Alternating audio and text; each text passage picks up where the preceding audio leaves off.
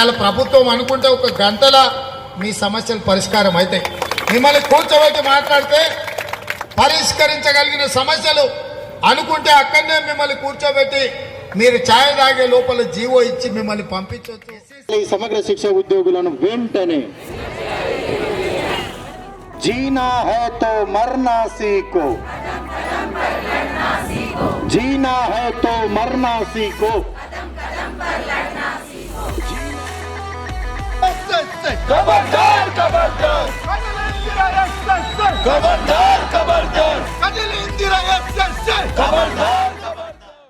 తెలంగాణ రాష్ట్రం మొత్తం కూడా విద్యాశాఖలో పనిచేస్తున్నటువంటి వ్యక్తులు దాదాపు 19,500 మంది ఉద్యోగస్తులు. వాళ్ళెవరు కాంట్రాక్టు పద్ధతిన పనిచేస్తున్నటువంటి వ్యక్తులు. అదేవిధంగా తెలంగాణ రాష్ట్రం మొత్తం ఈ 19,500 మంది ఉద్యోగం చేసుకుంటూ ఈ రోజుకి 22 రోజులు అవుతుంది ఉద్యోగానికి వెళ్ళకుండా రోడ్ల పైనని ధర్నాలు చేయడం, అంటే దీక్షలు చేయడం. ఒక టెంట్ వేసుకొని రోడ్డు పక్కనే కూర్చొని ఏ జిల్లాలు అయితే ఉన్నాయో తెలంగాణలో ఆ జిల్లాలో హెడ్క్వార్టర్లో ఈ ధర్నాలు చేయడం జరుగుతూ ఉంది. మరి ఎందుకు? మరి ఇప్పుడే ఎందుకు చేయాల్సి వస్తున్నది? ఇంతకుముందు చేశారా? చేస్తే దానికి దీనికి సంబంధం ఏంది అనే ఒక అంశం మేము ముందుకు తెస్తున్నాం. వాస్తవానికి ఇంతకుముందు ఉన్నటువంటి ప్రభుత్వం, తెలంగాణ రాష్ట్ర ప్రభుత్వం అయినటువంటి కేసీఆర్ గారు ముఖ్యమంత్రిగా ఉన్నారు. ప్రస్తుతం తెలంగాణ రాష్ట్ర ముఖ్యమంత్రి ఎవరు? మన రేవంత్ రెడ్డి గారు. అయితే ఈ సమయంలో ఇంత తీవ్రతరం ఎందుకు దాల్చుతుంది ధర్నా అనేది? అసలు జరిగిన అంశం ఇక్కడనే. ఈ సమగ్ర శిక్ష ఉద్యోగస్తులు ఎవరైతే ఉన్నారో వాళ్ళు దాదాపు ఒక 17 సంవత్సరాల నుంచి కూడా ఇదే ఉద్యోగాలు చేస్తూ ఉన్నారంట.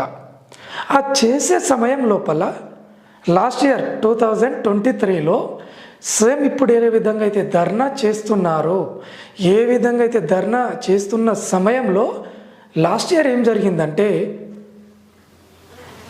ఏవైతే ఎలక్షన్ల కోసం ప్రచారం జరుగుతుందో ఆ సమయం లోపల అప్పుడున్న టీపీసీసీ అధ్యక్షులు, రాష్ట్ర అధ్యక్షులు రేవంత్ రెడ్డి గారు తనతో మాట్లాడారంట.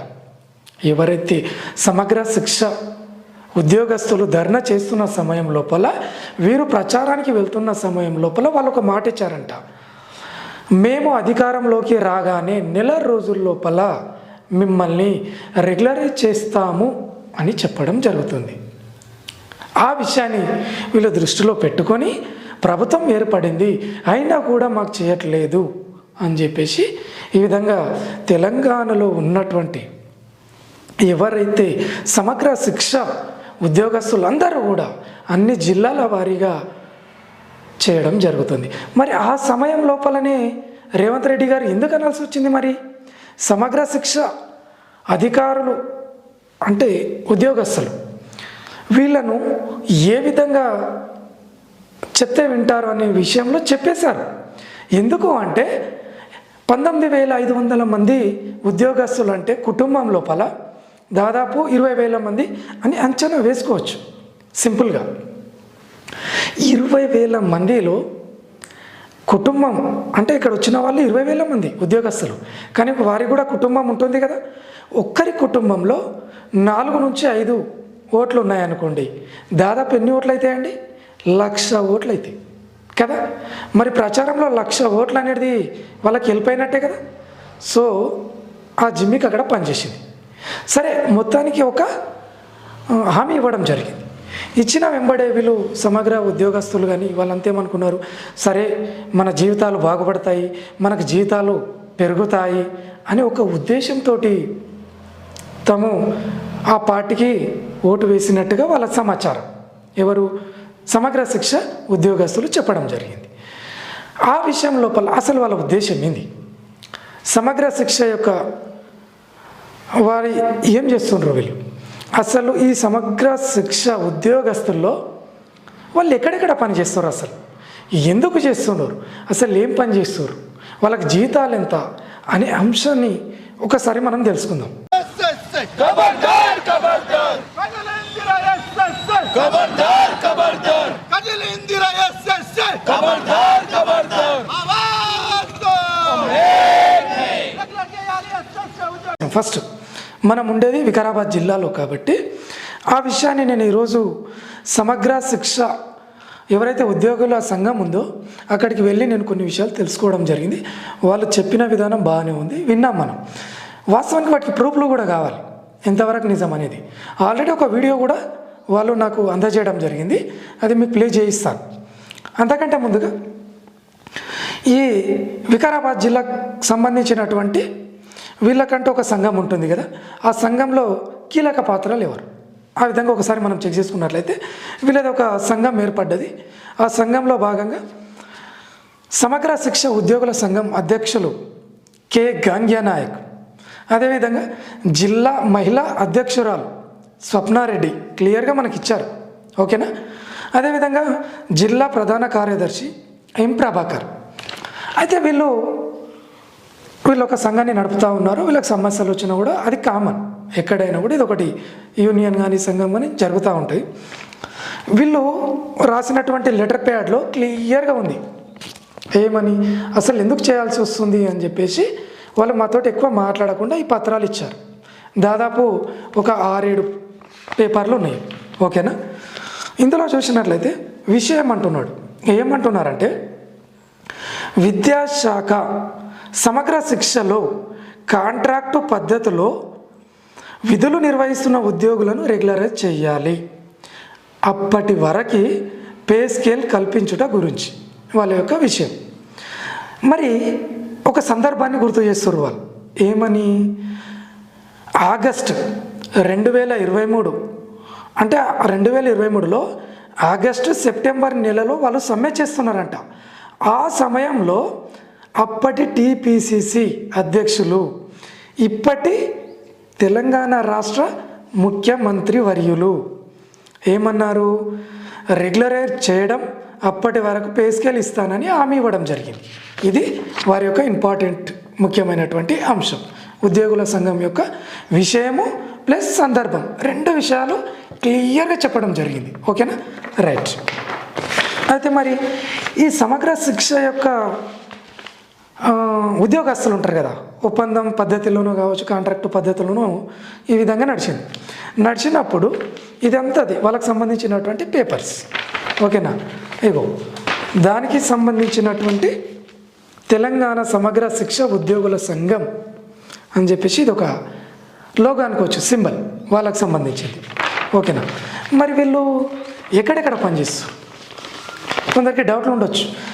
అది చూస్తే పెద్ద ధర్నా లోపల చాలామంది ఉన్నారు, మరి వీళ్ళందరూ ఎవరు, అక్కడ ఎందుకు కూర్చోవాల్సి వచ్చింది అనేది ఇది ఒక క్లియర్గా టైటిల్, అర్థమైందా. చూడండి, నేను ఒకసారి చదువుతాను సింపుల్గా. వీళ్ళందరూ ఎక్కడెక్కడ పనిచేస్తారు అంటే, సమగ్ర శిక్ష ఉద్యోగస్తులు ఎక్కడెక్కడ పనిచేస్తారు అంటే క్లియర్గా జిల్లా స్థాయిలో ఏపీఓస్, సిస్టమ్ ఎనాలిసిస్టులు, technical persons, operators, DLMT and messengers, వీళ్ళు ఎవరైతే ఉన్నారో వీళ్ళు జిల్లా స్థాయిలో. అదేవిధంగా నెక్స్ట్ మండల స్థాయిలో, మరి మండల స్థాయిలో కూడా వీళ్ళు పనిచేస్తున్నారు. మరి వాళ్ళు ఎవరెవరు, డాటా ఎంట్రీ ఆపరేటర్స్, మరి ఎంఐఎస్ కోఆర్డినేటర్స్, మరియు ఐఈఆర్పిఎస్ అండ్ మెసెంజర్స్, వీళ్ళందరూ మండల స్థాయిలో పనిచేస్తూ ఉన్నారు. ఎక్కడ, విద్యాశాఖలో. ఇది క్లియరా. అదే మరి స్కూల్ కాంప్లెక్స్ ఉంటుంది కదా, కాంప్లెక్స్ స్కూళ్ళల్లో ఆ స్థాయిలో ఏ విధంగా పనిచేస్తారు, ఎవరెవరు పనిచేస్తారు, సిఆర్పిస్ అని ఉంటారు, క్లస్టర్ రిసోర్స్ పర్సన్స్, వీళ్ళు కాంప్లెక్స్కి. మరి పాఠశాల స్థాయిలో ఉంటారు, అది ప్రైమరీ అయినా ఉండొచ్చు, హై స్కూల్ అయినా ఉండొచ్చు. పార్ట్ టైం ఇన్స్ట్రక్టర్స్ ఎవరెవరంటే అందులో ఇన్ బ్రాకెట్స్లో ఇచ్చారు, ఆర్ట్ అంటే ఆర్ట్ నేర్పేవాళ్ళు అన్నట్టు, అందులో క్రాఫ్ట్ వాళ్ళు కూడా ఉండొచ్చేమో, మనకు తెలియదు, ఇందులో లేదు, ఆర్ట్ వాళ్ళు ఉన్నారు. అదేవిధంగా పీఈటీలు, వస్తామండి పీఈటీలు. అదేవిధంగా వర్క్ ఎడ్యుకేషన్. అయితే ఇందులో ఒక అతను నాకు అక్కడ వికారాబాద్ జిల్లా హెడ్ క్వార్టర్లో ఒక అతను పీఈటీగా పనిచేస్తున్నటువంటి వ్యక్తి చెప్పారు. ఏమని చెప్పారంటే, సార్ మేము చేస్తున్నది పీటీఐ భాగంలో చేస్తూ పీఈటీగా చేస్తున్నాను. మేము వెళ్ళేటటువంటి పరిస్థితుల్లో మేము స్కూల్కి వెళ్ళే సమయం ఉదయం స్కూల్ అసిస్టెంట్లు ఏ సమయానికి అయితే వెళ్తారో, ఏ సమయం వరకు పనిచేస్తారో ఆ సమయం వరకు మేము పనిచేస్తాం. కానీ మా జీతం చాలా తక్కువ సార్, చెప్పుకుంటే బాధేస్తుంది. కనీస వేతనం కూడా లేదు సార్, కొద్దిగా అర్థం చేసుకోండి, ఈ విషయాన్ని బయటికి వెళ్తే బాగుంటుంది అని చెప్పడం జరిగింది. ఇది క్లియర్. అదేవిధంగా మరి వీళ్ళందరూ స్కూల్ లెవెల్లో ఇక్కడ వరకు సరిపోయింది. మరి కేజీబీవి కస్తూర్బా గాంధీ బాలికల విద్యాలయం ఉంటుంది కదా, అందులో కూడా పనిచేస్తున్నారు మహిళలు. అర్థమైందా? అందులో ఎస్ఓలు ఉన్నారు. ఎస్ఓలు అంటే స్పెషల్ ఆఫీసర్స్. అంటే ఆ స్కూల్ ఏదైతే ఉందో దాన్ని మొత్తం వారి ఆధీనంలోనే ఉంటుంది. అంతమంది అమ్మాయిలకు మంచి అయినా చెడు అయినా ప్రతిదానికి బాధ్యత వహించాల్సింది ఎవరు? ఎస్ఓలు. అంటే మరి వాళ్ళ పరిస్థితి ఏందో మీరు ఆలోచన చేయాలి. కాబట్టి అదేవిధంగా పీజీసీఆర్టీస్, అదేవిధంగా సిఆర్టీస్, అదేవిధంగా పీఈటీస్, అక్కడ కూడా పీఈటీలు ఉంటాయి. అదేవిధంగా ఏఎన్ఎంఎస్, అదేవిధంగా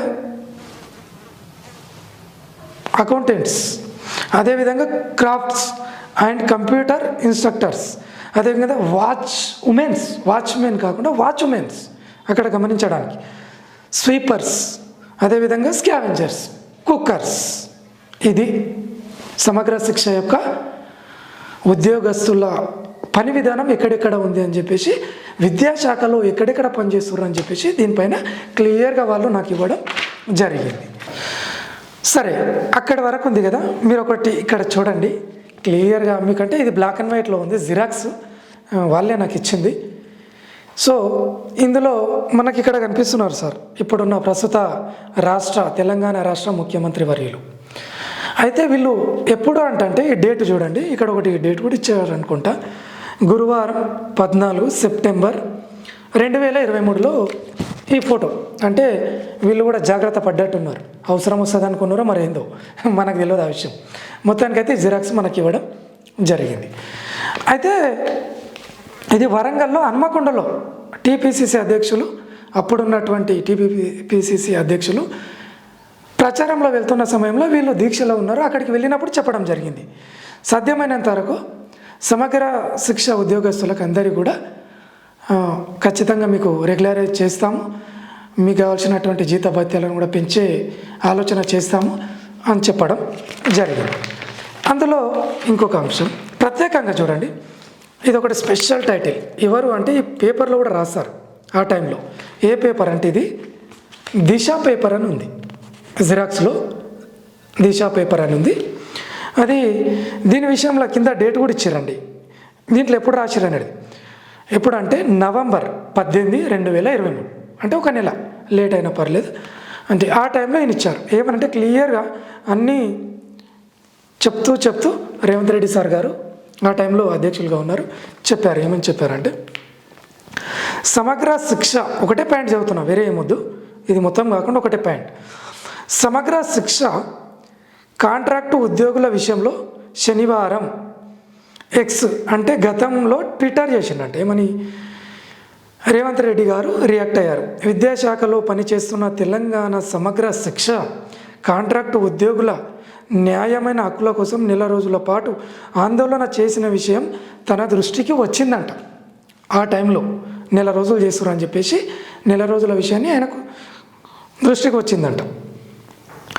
కాంగ్రెస్ అధికారంలోకి రాగానే వారి సమస్యల పరిష్కారానికి కృషి చేస్తానని హామీ ఇచ్చారు. క్లియర్గా అంటే దాని అర్థం ఏమన్నట్టు, చేస్తామని అర్థం. అది విషయం.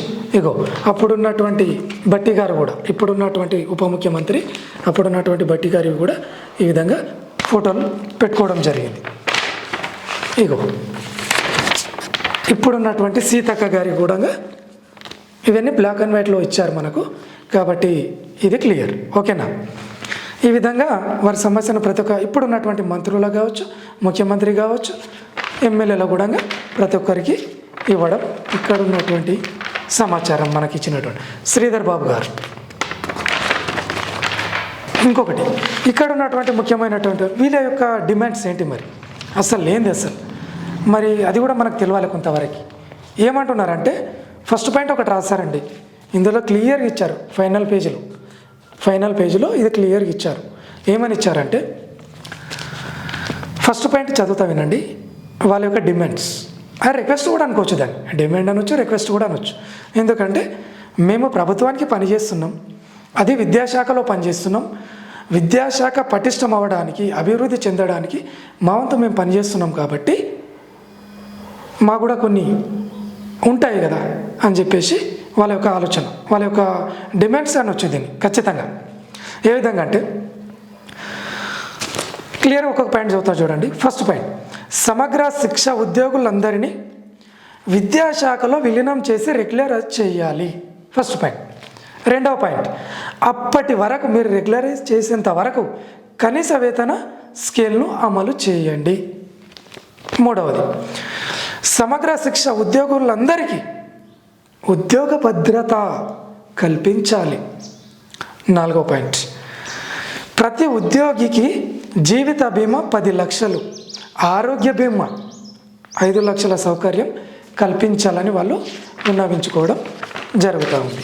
ఓకే, ఇది క్లియర్. నేను ఇంకొక విషయం చెప్తున్నానండి. సాధారణంగా నేను ఏమనుకున్నా అంటే అక్కడ ఉన్నటువంటి పరిస్థితుల్లో అలా చూస్తే 22 రోజులు ఒకసారి ఆలోచన చేయండి. ఒక మేస్త్రి లేదా ఒక లేబర్ కూలీ ఒక అడ్డ మీదకి వెళితే అక్కడ ఏం జరుగుతుందండి?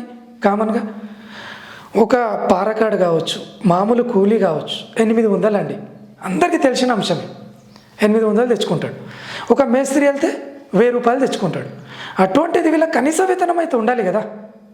సేమ్ వాళ్ళు కూడా ఎవరైతే ఇతర ఉద్యోగులు పనిచేస్తారో వాళ్ళకు సమానంగా చేస్తారు. కాబట్టి కనీస వేతనమైన ఇవ్వాలని చెప్పి కోరేది ఎందుకంటే అందుకే. కాబట్టి రాష్ట్ర ముఖ్యమంత్రి వర్యులు గారు ఒకసారి దయచేసి దాదాపు తెలంగాణ రాష్ట్రం మొత్తంలో 19,500 మంది సమగ్ర శిక్ష ఉద్యోగస్తులు ఉన్నారు. కాబట్టి వారి కుటుంబాలకు మీరిచ్చిన హామీలే వాళ్ళు అనేది కూడా అక్కడ స్లోగన్ ఇస్తున్నారు. ఏమని ఇస్తున్నారు తెలుసా? అవుట్ రైట్గా మీరిచ్చిన మాటే కదా రెగ్యులరైజ్ చేస్తామని. మీరే అన్నారు కదా అవుట్ సోర్సింగ్ కాంట్రాక్టు వద్దని అని మీరే చెప్పారంట. ఆ స్లోగన్స్ కూడా బాగా పనిచేస్తూ ఉన్నాయి. కాబట్టి ఒకసారి మన రాష్ట్ర ప్రభుత్వం, కాంగ్రెస్ ప్రభుత్వం, ప్రజల ప్రభుత్వం కాబట్టి ఈ ప్రజలలో ఈ ఉద్యోగస్తులు మన ప్రజలే. కాబట్టి వారి యొక్క కోరికలను మీరిచ్చిన హామీలను నెరవేర్చాలని తెలుపుకుంటూ వీరు ఈ రోజుకి 22 రోజులు రోడ్డుపైకి వచ్చి ఉన్నారంటే వాళ్ళ బాధలు, వాళ్ళ కష్టాలు, వాళ్ళ కుటుంబ పరిస్థితులు ఏందో కొద్దిగా ఆలోచించాలని కోరుకుంటూ నేను మీ సురేష్. సమగ్ర శిక్ష ఉద్యోగుల ఐక్యత వర్ధిల్లాలి. గత 22 రోజులుగా విద్యాశాఖకు అనుబంధంగా ఉన్నటువంటి సమగ్ర శిక్షలో మేము రాష్ట్ర వ్యాప్తంగా 22,000 మంది పనిచేస్తున్నాం. అయితే వికారాబాద్ జిల్లాలో 728 మంది గత 22 రోజులుగా నిరవధికంగా సమ్మె చేస్తున్నప్పటికీ కూడా మా ప్రధానమైన డిమాండ్లు ఏమైతే ఉన్నాయో అవి ఏవి కూడా ప్రభుత్వం పట్టించుకోవడం లేదు సరికదా, అసలు కనీసం వినడం కూడా లేదు. ఈ సమగ్ర శిక్షలో కేజీబీవీలు, డిపిఓ స్థాయి, సిఆర్పీలు, కాంప్లెక్స్ లెవెల్లో అనేక మంది వివిధ రకాలుగా విధులు నిర్వహిస్తున్నప్పటికీ వాళ్ళు సుప్రీంకోర్టు ఏదైతే ప్రధానమైన సుప్రీంకోర్టు ఏదైతే ఉందో అది చిన్న సమాన పనికి సమాన వేతనం ఏదైతే చెప్పిందో అది కూడా మాకు అమలు కావడం లేదు. మిగతా ఏ విధమైన బెనిఫిట్స్ కూడా మాకు అందడం లేదు. కాబట్టి మేము ప్రభుత్వానికి ముందే చెప్పి ఈ సమ్మెకు దిగినాం. గత్యంతరం లేని పరిస్థితుల్లో మాత్రమే ఈ సమ్మెకు కూర్చోవడం జరిగింది. మేము ఈ ప్రభుత్వానికి ఏ విధంగానూ వ్యతిరేకం కాదు. మేము కూడా కాంగ్రెస్ పార్టీని ఓట్లేసి గెలిపించుకున్న ప్రభుత్వమే. కాబట్టి మేము ఈ గెలిపించుకున్న ప్రభుత్వంలో ఏదైతే గత సంవత్సరం పిసిసి అధ్యక్షుడిగా ఉన్నటువంటి రేవంత్ రెడ్డి గారు ఏదైతే మాట ఇచ్చిండో మేము అధికారంలోకి వచ్చిన వెంటనే 1 నెల రోజుల్లో మిమ్మల్ని కూర్చోబెట్టి మీ సమస్యలన్నీ పరిష్కరించి మీకు న్యాయం చేస్తామని చెప్పిన ఏదైతే మాట ఉందో ఆ మాటనే మేము అడుగుతున్నాం. కానీ ఇంకా ఏ విధమైన వేరే మాటలు అడగడం లేదు. మా ప్రధానమైన డిమాండ్లు ఉన్నటువంటి సమస్యలను మాత్రమే మేము అడుగుతున్నాము. ఆ కోరికలను మాత్రమే తీర్చమంటున్నాం. మేము ఎలాంటి గొంతెమ్మ కోరికలు కోరడం లేదు ప్రభుత్వాన్ని. అయితే ఈ 20 రోజుల నుంచి సమ్మె చేస్తున్నప్పటికీ మేము శాంతియుతంగానే చేస్తున్నాం. ఎక్కడ కూడా మేము సమ్మె చేస్తున్నప్పటికీ ఎక్కడ కూడా ఎలాంటి పనులకు ఆటంకం జరగకుండా, ప్రజా వ్యవస్థకు కానీ మిగతా వ్యవస్థలకు కానీ ఎక్కడ కూడా ఆటంకం కలగకుండా శాంతియుతంగానే నిరసన తెలియజేస్తున్నాం. ఆ నిరసన కార్యక్రమంలో భాగంగానే మేము ప్రభుత్వం స్పందించకుంటే, ప్రభుత్వం కనుక మేము చేస్తున్న సమ్మెను పట్టించుకోకుంటే ఇంకా రాబో కాలంలో ఇంకా సమ్మెను ఉధృతంగా చేస్తామని తెలియజేస్తున్నాం ప్రభుత్వానికి. మా ప్రధానమైన డిమాండ్లు నెరవేర్చే వరకు కూడా మేము సమ్మెను వీడబోమని డిమాండ్ చేస్తున్నాం. అదేవిధంగా ఇప్పటికే డిపిఓ స్థాయిలో కానీ ఎంఆర్సీ స్థాయిలో కానీ అనేక రకమైనటువంటి పనులు నిలిచిపోయినాయి. కేజీబీవీలో కూడా విద్యార్థులకు చదువు అనేది 20 రోజుల నుంచి అందడం లేదు. దాన్ని గమనించాలి ప్రభుత్వం. రాబో రోజుల్లో ఆ కేజీబీవీలలో ఇప్పటికీ మాకు నాన్ టీచింగ్ స్టాఫ్ ఎవరైతే ఉన్నారో, కుక్స్ కానీ, నైట్ వాచ్మెన్స్, స్కావెంజర్స్, వీళ్ళు ఇప్పటికీ విధులు నిర్వహిస్తున్నారు. ప్రభుత్వం కానీ 3-4 రోజుల్లో మమ్మల్ని పట్టించుకోకుంటే వాళ్ళు కూడా రోడ్డు మీదకి వస్తారు. కేజీబీవీ పిల్లలకు కూడా వంట చేసే కార్యక్రమం కూడా బంద్ అయిపోతుందని మేము ఈ ప్రభుత్వానికి తెలియజేస్తున్నాము. మా ప్రధానమైన డిమాండ్లను వెంటనే మాతో పిలిపించి చర్చలకు పిలిచి సామరస్యంతో మమ్మల్ని ఆదుకుంటారని మేము ప్రభుత్వాన్ని డిమాండ్ చేస్తున్నాం. ఉద్యమాలలో మా యూత్ కాంగ్రెస్ అధ్యక్షుడు మా వాళ్ళందరూ కూడా ఇందిరా పార్క్ దగ్గర మీతో పాటు దీక్షలో కూర్చుకున్నారు. ఆ రోజు నేను రాలేకపోయినా మా రాష్ట్ర యూత్ అధ్యక్షుడు శివసేనను వాళ్ళందరినీ మీకు అండగా పంపించడం జరిగింది. ఈ సమస్య పట్ల, మీరు లేవనెత్తుతున్న అంశాల పట్ల నాకు సంపూర్ణమైన అవగాహన ఉన్నది. ఇవి పరిష్కరించలేనంత జటిలమైన సమస్యలు కూడా రావు. ఇవాళ ప్రభుత్వం అనుకుంటే 1 గంటల మీ సమస్యలు పరిష్కారం అవుతాయి. మిమ్మల్ని కూర్చోబెట్టి మాట్లాడితే పరిష్కరించగలిగిన సమస్యలు అనుకుంటే అక్కడనే మిమ్మల్ని కూర్చోబెట్టి మీరు ఛాయ్ తాగే లోపల జీవో ఇచ్చి మిమ్మల్ని పంపించవచ్చు. ఎస్ఎస్ఏ ఉద్యోగులు కానీ వీళ్ళందరికీ ఉద్యోగ భద్రత ఉంటుంది. మీ సమస్యలకు పరిష్కారం దొరుకుతుంది. కూడగొట్టిన మొదటి నెలల్నే మిమ్మల్ని సచివాలయానికి పిలిచి సగౌరవంగా మీ సంఘాలతో కూర్చొని మీ సమస్యలన్నింటినీ పరిష్కరించే బాధ్యత కాంగ్రెస్ పార్టీ తీసుకుంటుంది. గత 22 రోజులుగా నివారణిక సమ్మెలో పాల్గొన్న మా సర్వశిక్ష అభియాన్ ఉద్యోగులు గత 22 రోజుల సంది వికారాబాద్ జిల్లా కేంద్రంలో సమ్మె కొనసాగుతుంది. కావున ఈ యొక్క సమ్మెలో టోటల్ జిల్లా వ్యాప్తంగా 742 మంది ఉద్యోగులు ఇక్కడ పాల్గొంటున్నారు.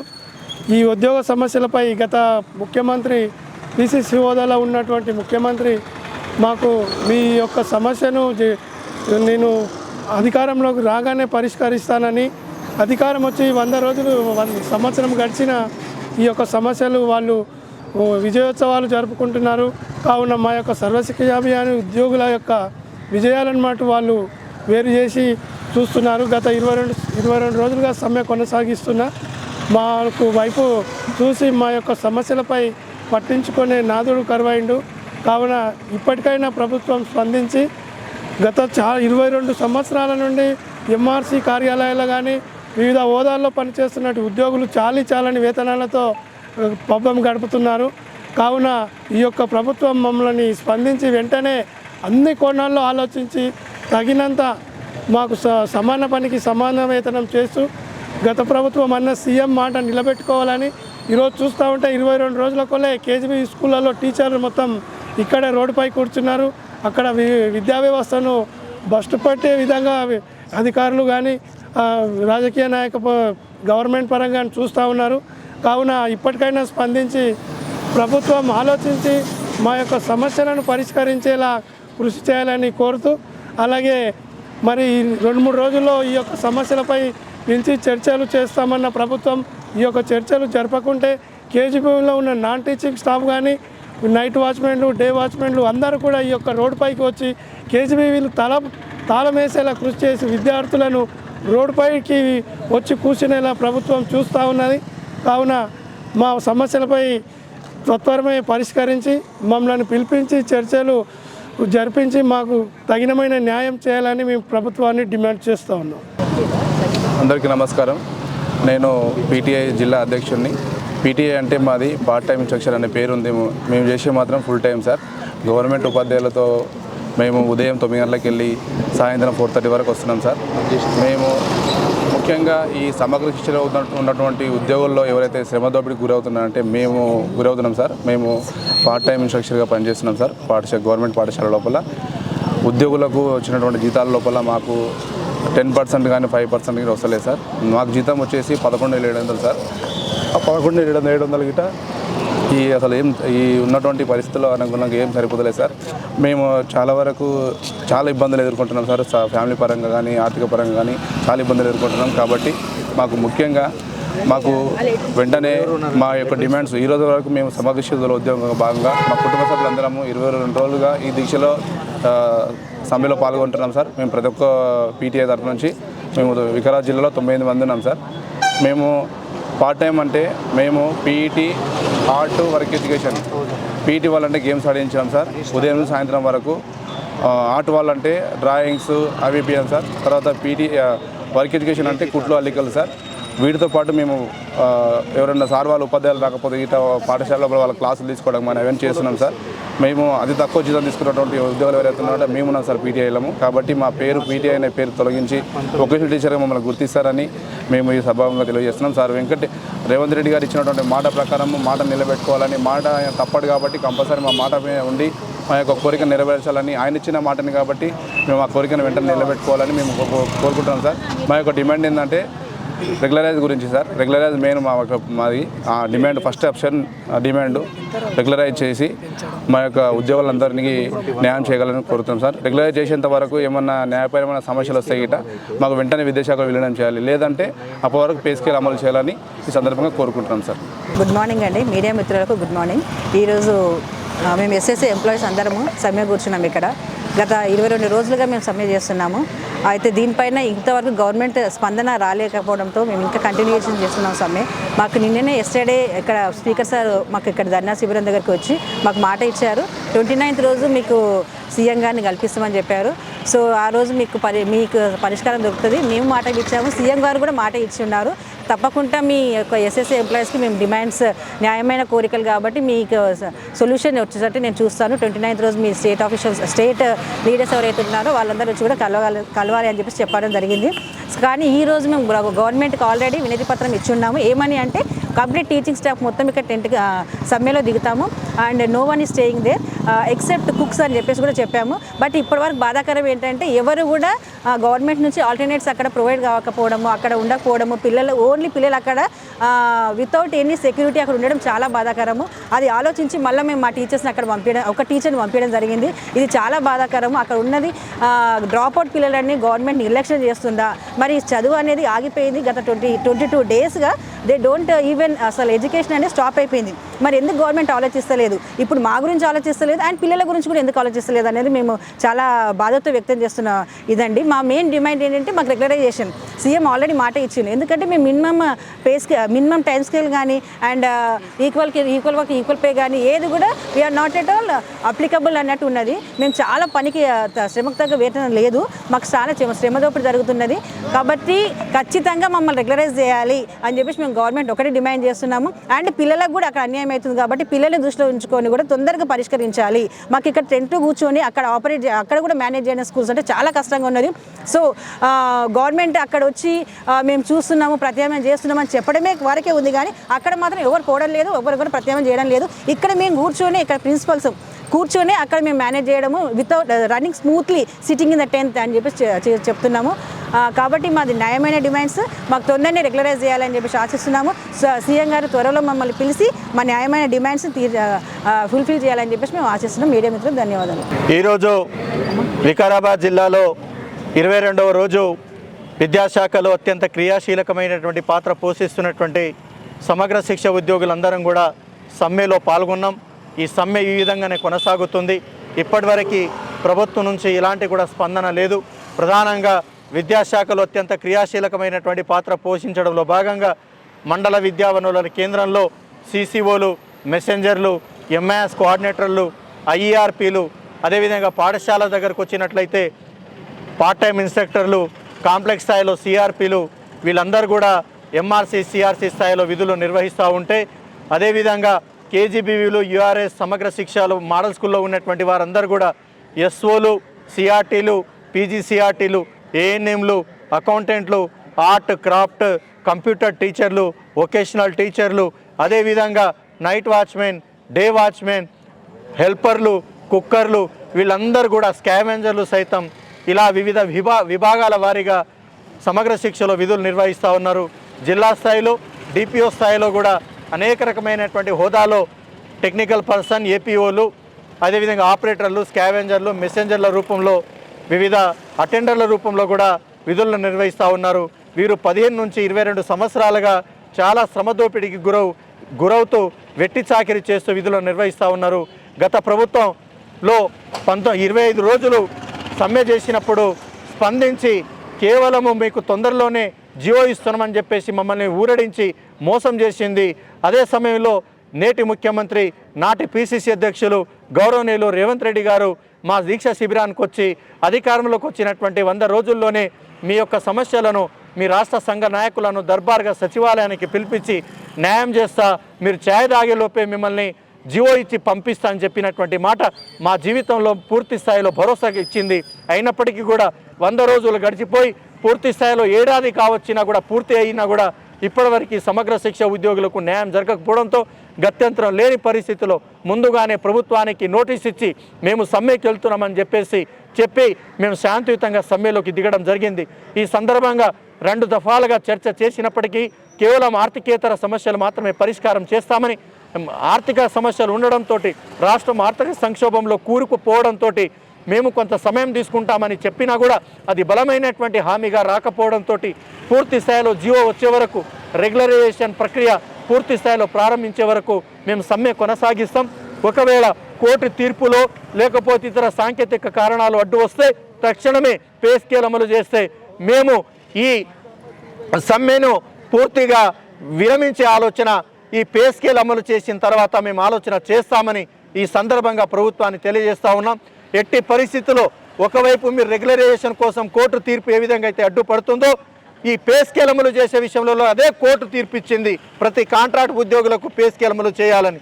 ఆ స్కేల్ అమలు చేస్తే ఈ సమగ్ర శిక్ష ఉద్యోగుల సమ్మె పూర్తి స్థాయిలో విరమించి అంకిత భావంతో తిరిగి విధుల్లోకి జాయిన్ అయి ప్రవేశం పొంది మా విధులను పూర్తి స్థాయిలో అంకిత భావంతో నిర్వర్తిస్తామని ఈ సందర్భంగా ప్రభుత్వాన్ని డిమాండ్ చేస్తూ ఉన్నాం.